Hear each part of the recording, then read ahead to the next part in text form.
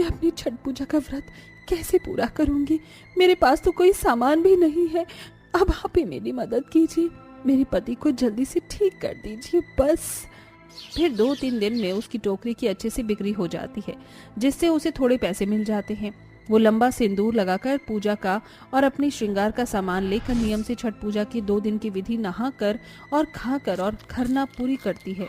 फिर शाम को दोनों बहनें छठ पूजा के घाट पर पहुंचती हैं, जहां नैना ऐश्वर्या को कहती है, ओह मेरी काली कलूठी बहन, ये वीआईपी घाट है, तो दूसरी तरफ जाना। ये तुम क्या बोल रही हो बेटी?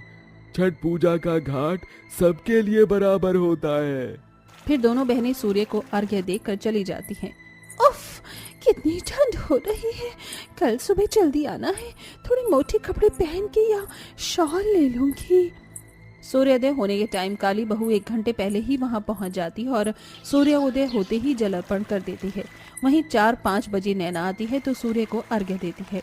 हे छठी मैया, मैंने बहुत श्रद्धा से आपका व्रत रखा है, नियम का पालन किया। अगर मुझसे जाने अनजाने कोई भूल चूक हुई हो तो मुझे माफ करना और मेरी मन्नत को पूरा करना। मेरे पति को आप बिल्कुल ठीक कर दीजिए। उसका व्रत संपूर्ण होते ही छठी माता स्वयं अपने दर्शन देती हैं। आसपास की चीजें थम जाती हैं। ये सब होता हुआ नैना भी देखती है। पुत्री, मैं तुम्हारी श्रद्धा भक्ति से अत्यंत प्रसन्न हूँ। तुमने गरीबी में भी अपने संघर्ष के साथ छठ पूजा का व्रत किया, इसीलिए मैं आशीर्वाद देती हूँ। तुम्हारा पति दीर्घायु और स्वस्थ जीवन जिए और तुम्हें धन की कभी कमी ना हो। और नैना, तुमने जो अपनी बहन के साथ बर्ताव किया है उसका फल तुम्हें ज़रूर मिलेगा। और तुमने ये कैसे सोच लिया कि मैं इन महंगे सामान से प्रसन्न होंगी? अगर इस बार तुमने अपनी गलती को नहीं सुधारा तो इसका जवाब मैं स्वयं तुम्हें दूंगी। तुम देखती जाना। इसीलिए अपने ये पैसों का घमंड छोड़ दो।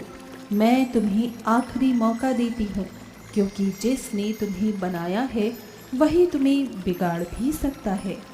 नहीं छठी माता, क्षमा कीजिए।